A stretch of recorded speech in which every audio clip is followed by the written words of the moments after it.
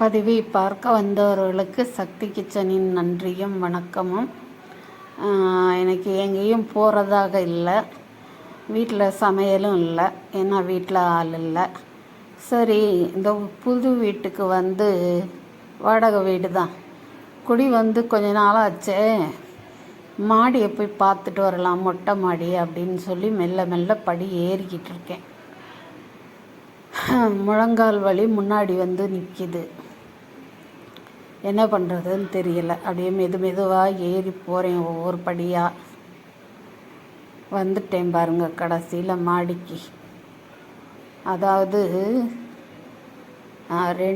நாங்கள் இருக்கிறது ரெண்டாவது முதல் தளம், அதுக்கு மேலே ஒரு தளம், ரெண்டாவது தளம், அப்புறம் மேலே மொட்டை மாடி. இந்த பெருமாள் கோவில் கோபுரம் பார்த்தீங்களா, இருந்த இடத்துலேருந்தே உங்களுக்கு ஊரை சுற்றி காமிக்கிறேன் பாருங்கள். நெருக்கமாக வீடு, ஆனால் இறுக்கமான மனங்களாக இருக்குது.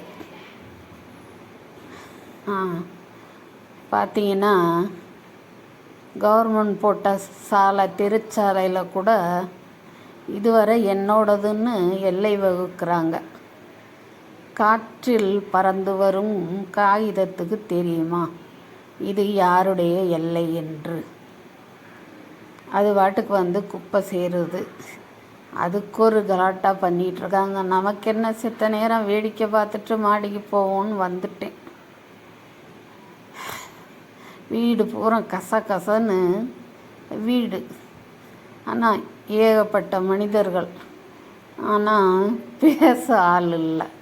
அந்த மாதிரி ஒரு நகர வாழ்க்கை, நரக வாழ்க்கைன்னு கூட சொல்லலாம். ஒரு 5000 6000த்துக்கு 10 மணி நேரம் எங்கேயாவது வேலை பார்த்துட்டு வர்ற பெண்கள், ஒரு 10 12 15 ரூபாய்க்கு கொஞ்சம் படித்த பெண்கள், இளம் வயசு பெண்கள் வேலை பார்த்துட்டு வர்றாங்க.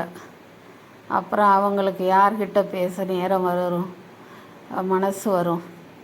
வந்தோமா, சாப்பிட்டோமா, படுத்தோமா அப்படின்னு, அவ்வளவுதான். இதுதான் நகர வாழ்க்கை. நமக்கு எங்கேயும் வேலை செய்கிறதுக்கும் முடியாது.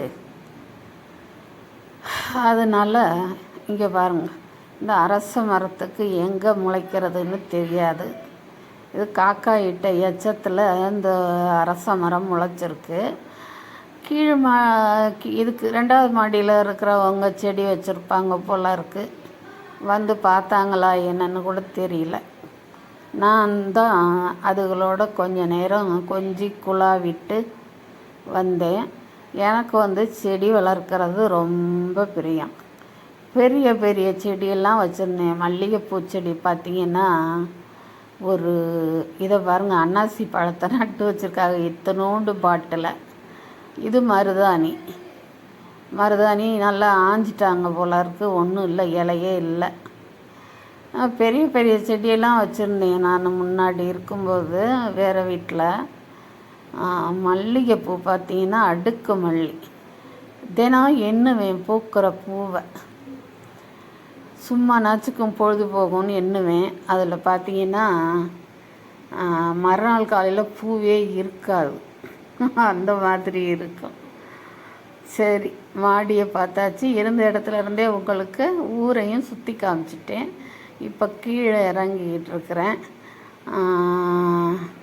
நம்ம வீடியோ இன்றைக்கி இவ்வளோதான். சரி, உங்களுக்கும் வீட்டை காமிக்கணும், ஊரை காமிக்கணும்ல, காமிச்சாச்சு.